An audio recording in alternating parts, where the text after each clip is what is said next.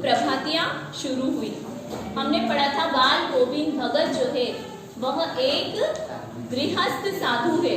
उनमें साधु की सारी विशेषताएं हैं जो एक साधु व्यक्ति में होती है ना, वो सारी विशेषताएं हैं, परंतु वह गृहस्थ जीवन का भी पालन करते हैं। तो इसलिए वो क्या हो गए बच्चों? गृहस्थ साधु। मतलब साधु के गुण तो हैं परंतु रहते गृहस्थ जीवन में हैं। अब देखो आगे बढ़ते हैं। कार्तिक आया नहीं कि बाल गोविंद भगत की प्रभातियां शुरू हो गई। प्रभातियां क्या होती है, कौन बताएगा? प्रभातियां नाम सुना है पहले? आपने कभी देखा है? बहुत जल्दी मतलब अर्ली मॉर्निंग में सुबह सुबह जब सूर्य भी नहीं निकलता है तब वो जो मंदिर की घंटियां होती है वो लेके कुछ साधु घूमते गलियों में, राधे गोविंद बजो राधे, और अलग अलग तरह के गीत गाते है ना। वो उनको कहते हैं प्रभातिया। वो क्या करने निकलते हैं? प्रभात फेरी करने निकलते हैं। क्या करने निकलते हैं बच्चों? ठीक है, समझ में आ गया प्रभातिया क्या होती है? जो फागुन तक चला करती है। इन दिनों वह सवेरे ही उठते, न जाने किस वक्त जगकर वह नदी स्नान को जाते, गांव से 2 मील दूर। कितना चल के जाते? 2 मील दूर। अब इनकी पूरी दिनचर्या का वर्णन है, ध्यान से सुनना क्योंकि प्रश्न भी आते हैं इन पे, और पाठ अच्छे से समझ लोगे तभी आप प्रश्नों के उत्तर भी अच्छे से दे पाओगे। वहां से नहा धोकर लौटते और गांव के बाहर ही पोखरे के ऊंचे भिंडे पर, पोखरा यानी एक तालाब जैसा होता है, छोटा तालाब, ठीक है, अपनी खंजड़ी वो जो बजती है छन छन छन छन, गोल डफी जैसी होती है छोटी सी, खंजड़ी लेकर जा बैठते और अपने गाने टेरने लगते मतलब गाने लगते। मैं शुरू से ही देर तक सोने वाला हूँ। कौन है शुरू से ही देर तक सोने वाला? कौन बोल रहा है कि मैं शुरू से ही देर तक सोने वाला हूँ? ये जो पाठ लिखने वाले हैं वो लेखक है ना, लेखक की घटना का वर्णन कर रहे हैं। तो वो क्या कह रहे हैं? मैं शुरू से ही देर तक सोने वाला हूँ, किंतु एक दिन माघ की उस दांत किटकिटाने वाली भोर में भी उनका संगीत मुझे पोखरे पर ले गया था। अभी आसमान के तारों के दीपक बुझे नहीं थे। हाँ, पूरब में लोही लग गई थी। लोही मतलब क्या होता है? खड़ा। लोही लग गई थी मतलब सुबह की सूर्य की जो लालिमा का प्रकाश होता है ना, लाल लाल, हाँ वह। खेत, बगीचा, घर सब पर कुहासा छा रहा था। सारा वातावरण अजीब रहस्य से आवृत मालूम पड़ता था। आवृत यानी ढका हुआ। उस रहस्यमय वातावरण में एक कुश की चटाई पर, कुश मतलब एक घास होती है, उस घास की चटाइयाँ बनी होती है, पूजा पाठ के लिए बनाते हैं। देखिए आपने? है ना? हाँ।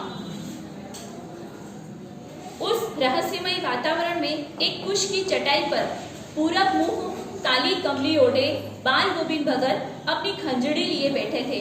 उनके मुंह से शब्दों का तांता लगा था। उनकी उंगलियां खंजड़ी पर लगातार चल रही थी। गाते गाते इतने मस्त हो जाते, इतने सुरूर में आते, उत्तेजित हो उठते कि मालूम होता अब खड़े हो जाएंगे। कमली तो बार बार सिर से नीचे सरक जाती। कमली मतलब कंबल। मैं झाड़े से कंपा रहा था, किंतु तारे की छांव में भी उनके मस्तिष्क से श्रम बिंदु, मस्तक यानी माथा, श्रम बिंदु यानी पसीना, पसीने की बूंदे जब जब चमक ही पड़ते। गर्मियों में उनकी संजा कितनी उमस भरी शाम को न शीतल करती। अपने घर के आंगन में आसन जमा बैठते। घाव के उनके कुछ प्रेमी भी जुट जाते। खंजड़ियों और करतालों की मान हो जाती। एक पद बाल गोविंद भगत गाते, उनकी प्रेमी मंडली उसे दोहराती और तिहराती। धीरे धीरे स्वर ऊंचा होने लगता। एक निश्चित ताल, एक निश्चित गति से उस स्वर ताल के चढ़ाव के साथ श्रोताओं के मन भी ऊपर उठने लगते। धीरे धीरे तन मन पर हावी हो जाता। होते होते एक क्षण ऐसा आता कि बीच में खंजड़ी लिए बाल गोविंद भगत नाच रहे होते। उनके साथ ही सबके तन और मन नृत्यशील हो उठते। सारा आंगन नृत्य और संगीत से ओतप्रोत है। बाल गोविंद भगत की संगीत साधना का चरम उत्कर्ष उस दिन देखा गया जिस दिन उनका बेटा मरा। अब सुनना ध्यान से। इकलौता बेटा था वह, कुछ सुस्त और बोदा सा, किंतु इसी कारण बाल गोविंद भगत उसे और भी ज्यादा प्यार से रखते थे। उनकी समझ में ऐसे आदमियों पर ही ज्यादा नजर रखनी चाहिए और प्यार करना चाहिए, क्योंकि ये निगरानी और मोहब्बत के ज्यादा हकदार होते हैं। बड़ी साध से उसकी शादी कराई। किसकी शादी कराई? बेटे की। बातें करो। किसकी शादी कराई? बेटे की। शाबाश।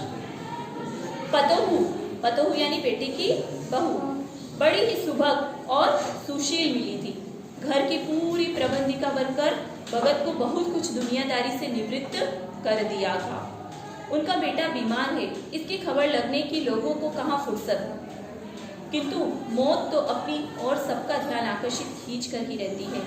हमने सुना बाल गोविंद भगत का बेटा एक दिन मर गया। कुतूहलवश उनके घर गया, देखकर दंग रह गया। बेटे को आंगन में एक चटाई पर लिटाकर एक सफेद कपड़े से ढका था। वह कुछ फूल तो हमेशा ही रोकते रहते। उन फूलों में से कुछ तोड़कर उस पर बिखरा दिए। किस पर बिखरा दिए? मरे हुए बेटे के ऊपर। फूल और तुलसी दल भी। सिराह ने एक चिराग जला दिया। चिराग मतलब शाबाश। और उसके सामने जमीन पर ही आसन जमाए गीत गा चले जा रहे। मतलब बेटा मर गया है पर वो क्या गा रहे हैं? गीत गा रहे हैं। क्यों गा रहे हैं? वही पुराना स्वर, वही पुरानी तल्लीनता। घर में पतोहू रो रही है, जिसे गांव की स्त्रियां चुप कराने की कोशिश कर रही है, किंतु बाल गोविंद भगत गाए जा रहे हैं। हाँ, गाते गाते कभी कभी पतोहू के नजदीक भी जाते और उसे रोने के बदले उत्सव मनाने को कहते, है ना? क्या कहते? और कहते आत्मा परमात्मा के पास चली गई है, वीरानी अपने प्रेमी से जा मिली है। भला इससे बढ़कर आनंद कौन बात? मतलब कहने का मतलब साधु लोग जो होते हैं नहीं कहते हैं कि जीवन और मरण तो संसार का नियम है, जो आया है सो जाएगा। तो बाल गोविंद भगत भी साधु के गुण तो लिए हुए ही थे। तो उन्होंने क्या कहा कि अरे पगली तू रो मत, ये तो आत्मा का परमात्मा से मिलन हो गया है, ठीक है? इसलिए क्योंकि उनको पता है यह जीवन का कटु सत्य है। किंतु नहीं, वह जो कुछ कर रहे थे उसमें मैं कभी कभी सोचता कि ये पागल तो नहीं हो गए हैं। कौन सोचता? लेखक, है ना? अरे कर क्या रहे हैं? किंतु नहीं, वह जो कुछ कर रहे थे उसमें उनका विश्वास बोल रहा था। वह चरम विश्वास जो हमेशा ही मृत्यु पर विजयी होता आया है।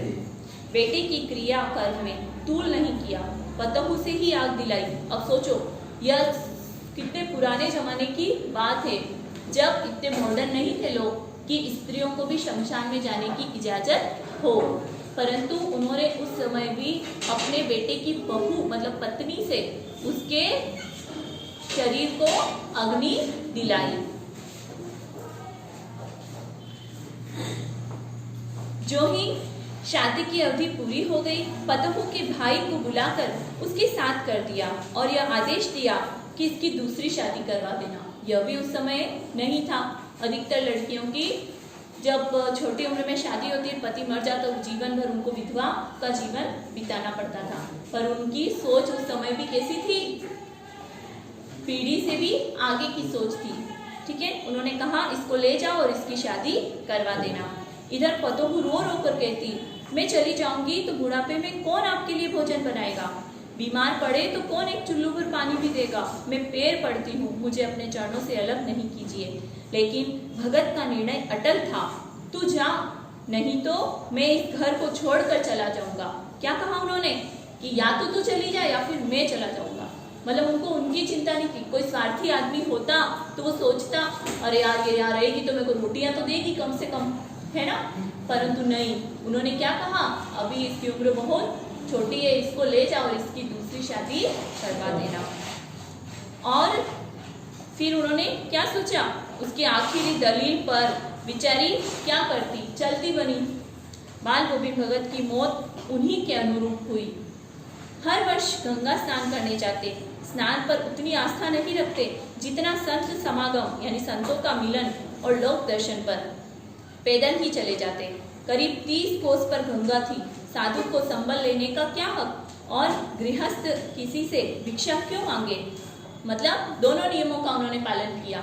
एक तो साधु किसी का संबल नहीं लेगा, सहारा नहीं लेगा, और चूंकि वो गृहस्थ भी है इसलिए वो किसी से भिक्षा भी नहीं लेंगे, है ना। तो पैदल चले और घर से खाना खाकर चलते तो फिर घर लौट कर ही खाना खाते। रास्ते में किसी से कुछ भी नहीं लेते। रास्ते भर खंजड़ी बजाते, गाते, जहां प्यास लगती पानी पी लेते। 4-5 दिन आने जाने में लगते, किंतु इस लंबे उपवास में भी वही मस्ती। अब बुढ़ापा आ गया था किंतु टेक वही जवानी वाली। इस बार लौटे तो तबीयत कुछ सुस्त थी। खाने पीने के बाद भी तबीयत ठीक नहीं हुई, थोड़ा बुखार आने लगा। कुछ नेम व्रत को छोड़ने वाले नहीं थे। वही 2 जून का गीत, वही दोनों जून गीत, संध्या स्नान ध्यान, खेती बाड़ी देखना दिन दिन छीजने लगे, मतलब दुबले होने लगे। ठीक है। उस दिन भी संध्या में गीत गाए, किंतु मालूम होता जैसे तागा टूट गया हो। माला एक एक दाना बिखरा हुआ था। माला का एक एक दाना क्या हुआ था? भोर में लोगों ने गीत नहीं सुना। जाकर देखा तो बाल गोविंद भगत नहीं रहे, सिर्फ उनका पंजर पड़ा है। कहने का मतलब पंजर यानी चूंकि वो जिंदा थे तब तक बाल गोविंद भगत थे, जैसे ही उनके प्राण पखेर उड़ गए अब तो फिर सिर्फ उनका वह एक अस्थि पंजर ही रह गया था। इसलिए क्या कहा लेखक ने? बाल गोविंद भगत नहीं रहे, सिर्फ उनका पंजर पड़ा हुआ था। आया समझ में पाठ आपको? अच्छा चलो बताओ कि प्रभातिया क्या होती है? प्रातः काल में गाए जाने वाले गीत जो सूर्योदय से पहले गली गली घूमकर साधु सन्यासी गाते थे।